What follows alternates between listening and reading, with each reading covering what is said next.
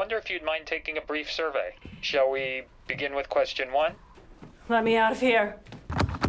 Hey! Let me out!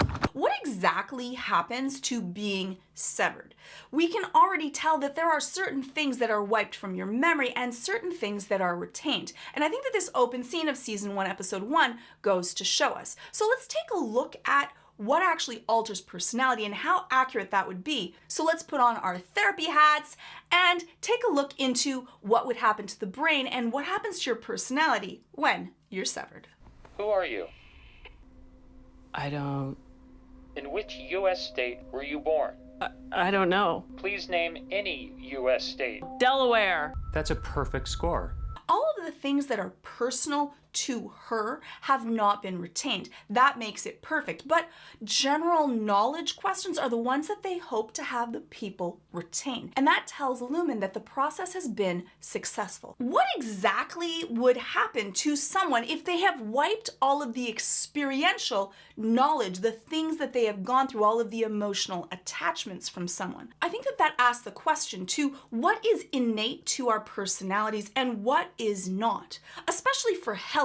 For Helly and Helena, they are very different in the way that they approach the world and the way that they interact with it. And is that accurate, what would happen to us if we actually lost all of the learned experiential knowledge through our experiences, or not? My name is Helly R. I have, of my own free accord, elected to undergo the procedure colloquially known as severance, separating my memories between my work life and my personal life. I make these statements freely. So what exactly happens to us if you lose all of the memories, the things that you have experienced? What exactly will happen? Does that mean that we will lose all fear, that we will no longer have to deal with the things that traumatize us, and that will that change who we are as a person? And most definitely it would. But there are certain things that are actually innate to our personality, and we call them the big 5. And these are the things that we are pretty much born with. And you can remember them by saying the word ocean, which is openness, conscientiousness, extroversion, agreeableness, and neuroticism. Openness, or being more closed, is how much you feel comfortable in sharing with others, how open you are in your personality. Conscientiousness is how much you will think about others or not. Extroversion versus introversion is how much you get energy. It's not actually how much you like being around people, but it's if being around other people gives you energy or it slowly drains you. So some people will find energy and enjoy being in a party, and some people will find after a period of time they need to spend time on their own. Agreeableness is how open you are to handling other things and saying yes to different things versus being more oppositional and thinking about ways to have to usurp the rules or questioning what it might be. And then neuroticism is your levels of worry and how much that would bother you versus not. There are certain things that even without that, they're kind of not exactly in our DNA, but more into what is our biology, and we all have certain leanings. That doesn't mean that we're stuck with them. So does that mean that without all of the different memories that we have, we won't have any triggers and any worries and any fears and be able to be open to new experiences? Well, that answer is kind of yes and no. You will still have fears and things that bother you. So you will still be, perhaps if you've had an experience of being bitten by a rattlesnake, you might still be scared of snakes. You just won't know why you're scared of snakes.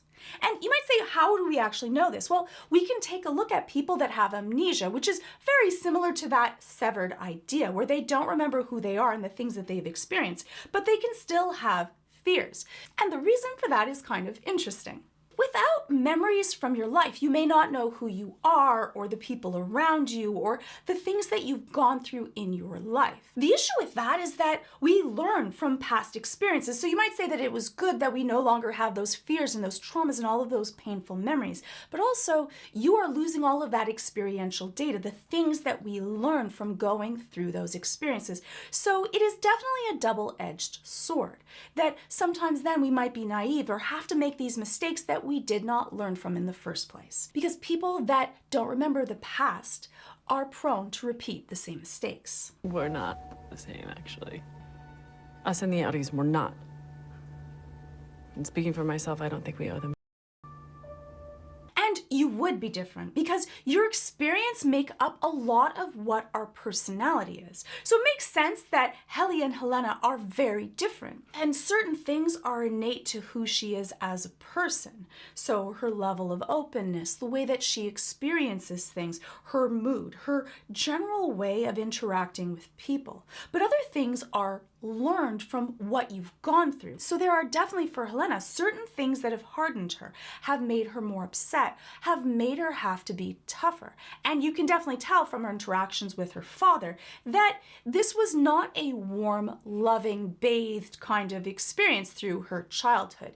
He was cold, and so because of that, she had to toughen up and harden herself, and also in the roles that she was expected to display. And so you can tell that's the difference between Helena and Helly. Oh, okay, wait. I want to know, so why don't we all know what happens when you actually finish? Is that it? Oh. That's disappointing. So if you want to help your outie and find out what happened to her, I'll help. Which begs the question too, why in the world did Helena even do this? Spoilers, if you don't already know, watch the show, then come back to this. But why did she put her outie as her innie? You think we're about to meet our spouses? Maybe. Maybe it's each other. That'd be a hoot. Honey, you're cutting them wrong.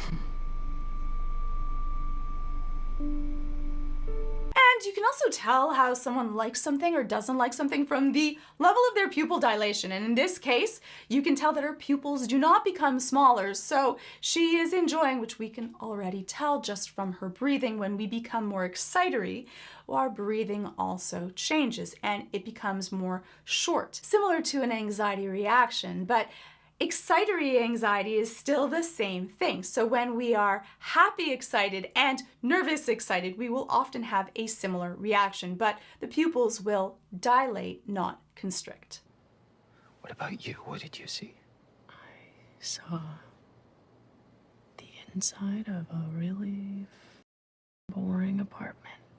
And then what? Then I went outside and found a guy. He looked like a gardener. A night gardener. I think so. Maybe he has a different job during the day. It makes sense that Helly would actually be ashamed of who she was and not want to share, not feel comfortable of how the people that are innies would feel knowing that she's an Egan. But now that we know that it's Helena, it makes even more sense of why she would obfuscate and not want to let people know about who she actually is in her real life. There is often this case where we want to hide who we are because we fear rejection or how other people are going to experience that, or that people will look at us differently because of the things that we've done or who we are. I think that for a lot of us, we fear that if people knew who we really were, that people wouldn't like us, that we would be rejected because of that, or they would realize that they were wrong about us and we would end up being abandoned. And I think that for Helena, that's a big part of it, that she already isn't in a loving relationship with her father, which is usually our parental group is the first set of attachment, which can make us feel either secure or insecure. And that is no doubt why she is avoidant in her attachment and doesn't let people get too close to her. And so these people that she is close to, she wouldn't want to lose. So it actually makes sense for both Helena and Helly to not want to share everything or not feel comfortable yet to share. What did you really see during the overtime contingency? I told you. Irving.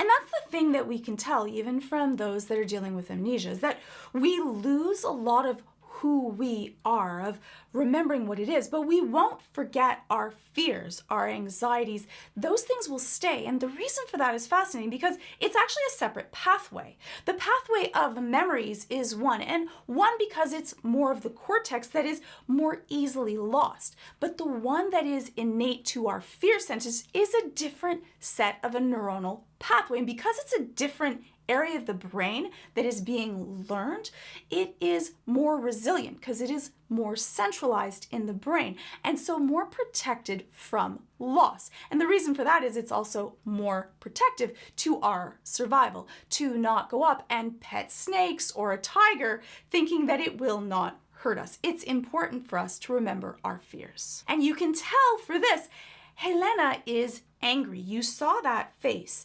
This she saw as a threat. And you saw that veil of her pretending to be soft Helly go away for that moment. And so did Irving. And that means that naturally, if all of these differences had been different for her, she would actually be a softer personality, more sweet. So for her, she was more hardened from life because she needed those tools to survive. A lot of the things that you might see as traits that you don't want to have were probably at some point something that you necessarily had to have, were mechanisms for survival that might be now maladaptive, but at one point in our existence, we needed them, and that's why we do it. Just tell us about him. Who?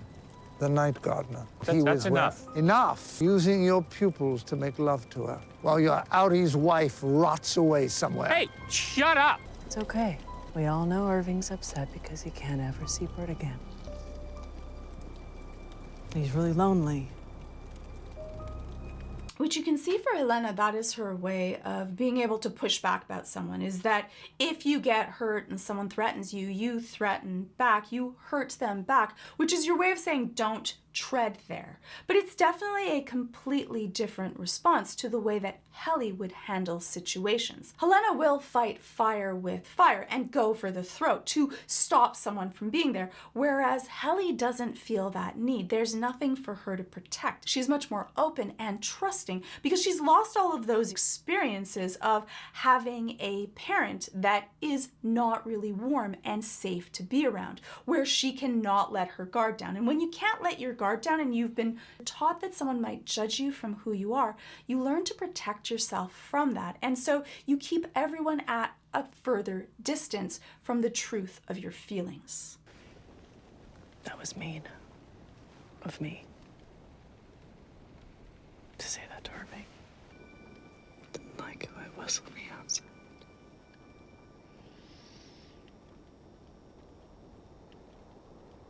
I was ashamed. I think that a lot of us, and it's a very common thing, to want to be someone different, want to experience things in a different way, or to be able to make up for past mistakes. And so I have a lot of sympathy for Helena for wanting to live a more pure, easy life with someone that she cares about, something that Helly gets that she doesn't. I think that for most of the people on Severance, they chose to be severed to be able to have a different experience, to be able to cut off work and life, to be able to live more balanced. But for many of them, the more pure version of themselves, it's the one that's more optimal because they're not carrying all of the baggage, the damage, the things that weigh them down. And that, for a lot of people, is why they go to therapy in the first place, to be able to learn from their mistakes and not to continue to repeat them. So I think that in a lot of ways, to become severed is what they think would be a fast track to be able to do that. But in the process, they're only living half a life. They're not learning from the experiences that their work innie is. And so I think that in a lot of ways, it allows one person to carry the baggage and one not to. And what we really want to do is we want to be able to integrate that. We don't want to forget all of the things that happened to us, but to learn from them, to forgive ourselves, and to be able to move on from it. Because no matter what, if you just bury things, it'll end up sprouting out, and often in ways that can be very malignant to the life that you're living now. So no matter how fast we try to run from our past and the things that we've gone through, the only way to actually deal with it is to be able to face it, but face it in a way that's empathic and caring and honest. What you said to me last night?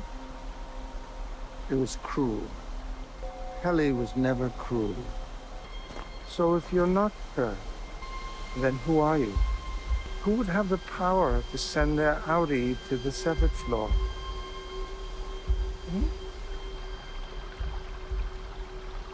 Whoa, Irving. Like, the powers of deduction from Irving is, like, pretty amazing. Like, one of those moments where you're like, oh my goodness, to be able to deal with that. But I think that in a lot of ways, if there are not other things to be able to occupy your mind, definitely you could spend that time being able to try to figure out and put all of the pieces of what is happening together. And there are certain things of patterns of behavior that you can take a look at that are very different from Helena to Helly. She's not Helly! She's an Egan! Turn her back, Mr. Milkshake! Turn her back! God damn it, Seth, do it! Yes! Do it, Seth! So yes, both her innie and her outie, we would still process fear because it is a completely different neuronal function. So even without all of the things that have happened to us, we would still feel a fear. We just wouldn't know the reason that we would feel it. And that happens often for people that have repressed memories. They will feel an eeriness or feel unsafe in a certain situation, but won't know exactly why they feel that way. And so I think that it's really important to not just understand your emotions, but why you are feeling those emotions, or to be able to write them down. You want to listen to your body. I think that a lot of times society is trying to teach us not to listen to it and to just avoid it, but we want to be in touch with ourselves and why, and then figure out the reasons for that so that we can heal from them. And that way our fear doesn't control us. But in this case, this is a very viable fear that she has, and she should. And in that response, we will just react. And in this case, for Helena, she had to let her guard down in order for self-protection so that she would be able to survive. If you're looking to expand your mind of your innie or your outie, look no further than the many courses offered to make yourself brilliant. Learn, enhance, grow with Brilliant's ever-expanding set of new courses. Brilliant makes college-level courses available to help you be as smart as you can in this severed world. Each course is designed for high-velocity learning to help you stay focused and reach your goals as fast as you can while remaining at peace. And Brilliant makes learning like a game while you're at home relaxing, with fun features to keep your innie challenged and to compete with others, so it never gets boring. And we also know that when learning is fun and engaging, it makes the knowledge stick better, so your innie will remember more easily and quickly. Brilliant has thousands of lessons from math, chemistry, physics, engineering, computer science, and more, with more lessons being added monthly. I have so far covered the courses on algebra, logic, geometry, and I've found them all really engaging. When I practice a skill, I do it for just 15 minutes a day. I found the course on logic stimulating, with challenging problem-solving exercises, where I got to construct those critical thinking skills that are the basis for mathematical reasoning. It was enjoyable, interactive, which is my favorite part as a visual learner. And it was at the pace that I wanted, no pressure. They also have new courses on how large language models work and Intro to Probability. If you're still not sure, why not just try everything that Brilliant has to offer for free for 30 days. Visit brilliant.org/Georgia Dow or click on the link in the description. And if you enjoy it, which you will get 20% off of an annual premium subscription. Just click on the link on the screen or head on over to brilliant.org/Georgia Dow. There is only so much time in this severed life, and clicking on that button really does help out my channel. So thank you to you and to Brilliant. Hopefully I'll see you in the next video. So that's a little bit of my thoughts on severance and what would happen to us if we were severed. You can let me know your thoughts on if you think that you would enjoy this experience, and would you choose to be able to be severed to change your work life and your daytime life as two separate people or not, in the comments below.